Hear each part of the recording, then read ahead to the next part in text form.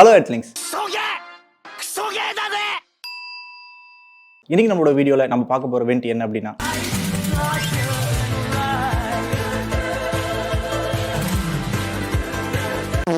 நம்ம எல்லாருக்கிட்டையும் குறைஞ்சது ஒரு 3 ஜட்டியாவது இருக்கும். அதில் ஒரு ஜட்டி தான் பார்த்தீங்கன்னா கம்ஃபர்டபுளான ஜட்டியாக இருக்கும். அடுத்த நாள் ஷூட் இருக்கு, சரி அந்த கம்ஃபர்டபுளான ஜட்டியை வந்து போட்டுக்கலாம் அப்படின்னு சொல்லிட்டு வாஷ் பண்ணி மேலே காய போட்டுட்டேன். நைட் நான் தூங்குனதுக்கு அப்புறமா மழை வந்துருச்சு. காலையில் எழுந்து கிளம்பும் போது பார்த்தாக்க ஜட்டி ஈரமாக இருந்துச்சு. சரி வேற ஜட்டியை போட்டுக்கலாம் அப்படின்னு சொல்லிட்டு வேற ஜட்டியை போட்டுட்டேன்.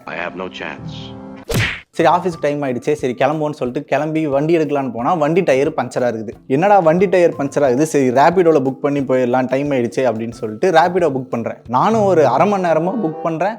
புக் ஆகுது, ரிஜெக்ட் ஆகுது, புக் ஆகுது, ரிஜெக்ட் ஆகுது. என் ஃப்ரெண்டு ஒருத்தி கூட இருந்தா, சரி அதனால நீ புக் பண்ணுறீ, 2 பேரும் ட்ரை பண்ணி பார்க்கலாம், யார் கிடைக்குதோ போயிடலாம் அப்படின்னு சொல்லிட்டு அவளை புக் பண்ண சொன்னேன். அவள் புக் பண்ணால் 2 நிமிஷத்தில் புக் ஆகுது. ரேபிடோ காரனுக்கு ஒரு டிசப்பாயின்மெண்ட்டாக தான் இருக்கும். சரி ஏதோ வழி இல்லை, நான் போய் ஆகணும்னு வண்டியிலேயே உட்காந்து கிளம்பிட்டேன். சரி ஆஃபீஸ் வந்துட்டு சரி ஷூட்டுக்கெல்லாம் ப்ரிப்பேர் ஆகணுமே சொல்லிட்டு சரி என்னென்ன எப்படிலாம் வைக்கலாம் அப்படின்னு சொல்லிட்டு நான் பாட்டுக்கு மைண்டில் யோசிச்சுட்டே வந்துட்டே இருக்கேன். ஆஃபீஸ் வந்து பார்த்தா ஆர்டிஸ்ட் வரல, இன்னைக்கு ஷூட்டு கேன்சல் அப்படின்னு சொல்லிட்டாங்க. அப்பதான் எனக்கு ஒன்று தோணுச்சு, ஒருவேளை நமக்கு மட்டும் தான் இதெல்லாம் நடக்குதோ அப்படின்னு பார்த்தா எல்லாருக்குமே அப்படிதான் நடக்குது. இன்னும் ஒரு சில பேர் ஒருபடி மேலே போய் என்ன சொல்லுவாங்கன்னா, ஒரு பூனை குறுக்கால போயிடுச்சுன்னா கூட அதால தான் என் வேலை கெட்டு போச்சு அப்படின்னு சொல்லிடுவாங்க. இன்னைக்கு கூட தான் என் ஃப்ரெண்டுக்கு இன்டர்வியூ. நானும் அவனும் போறப்ப பூனை குறுக்கால தான் ஓடிச்சு. ஆனா அவன் இன்டர்வியூல செலக்ட் ஆயிட்டானே, 50,000 1 கோடி நீ பார்த்த. இன்னும் ஒரு சில பேர் இருப்பாங்க, போறப்ப எங்கடா போற அப்படின்னு கேட்டாக்க, ஏன்டா போறப்ப எங்க போறேன்னு கேட்கிற, போற காரியம் விளங்க மாடா அப்படின்னு. வருஷத்துக்கு ஒரு கிரிக்கெட்ட சிக்கிறடா சாமி.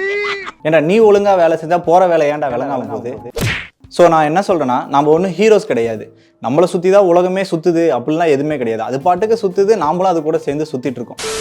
நம்மக்கிட்ட ஒரு அக்செப்டன்ஸ் அப்படின்றதே நம்மக்கிட்ட கிடையவே கிடையாது. நம்ம எப்பயுமே மற்றவங்களை ப்ளேம் பண்ண மட்டும்தான் ட்ரை பண்ணிட்டு இருக்கோம். இப்போ நம்ம போகிறப்போ ஒரு கல்லில் இடிச்சிட்டா கூட நான் போய் கல் இடிச்சிட்டேன் அப்படிலாம் யாரும் சொல்ல போகிறது கிடையாது. கல் இடிச்சிருச்சு அப்படின்னுவோம். நடக்கிறப்ப முள்ளு குத்திருச்சுன்னா முள்ளு குத்திருச்சு அப்படின்னுவாங்க. ஏன்னா நீ பார்த்து ஒழுங்காக போனால் அது ஏன்டா ஒன்றை குத்துது. இப்போ ஏதாவது ஒரு பொருள் தொலைஞ்சு போச்சுன்னு வச்சுக்கோங்களேன், இப்போ பேனாவே தொலைஞ்சு போச்சுன்னு வச்சுக்கோங்களேன், பேனா தான் தொலைஞ்சு போச்சுன்னு சொல்லுமே தவிர நான் தொலைச்சிட்டேன் அப்படிலாம் நம்ம யாருமே சொல்றது கிடையாது. Is it possible this story is true? Yes, it is. You're right. It's fact. So நம்ம செய்கிற வேலையை ஒழுங்காக செஞ்சுட்டே இருக்கலாம். நம்மளை சுற்றி தான் நமக்காக தான் இது எல்லாமே நடக்குது அப்படின்லாம் எந்த விஷயமே கிடையாது. கடமையை செய், பலனை எதிர்பார்க்காதே. சொல்லு மச்சான். மச்சி இன்டர்வியூல வேற ஒருத்தனை செலக்ட் பண்ணிட்டாங்கடா.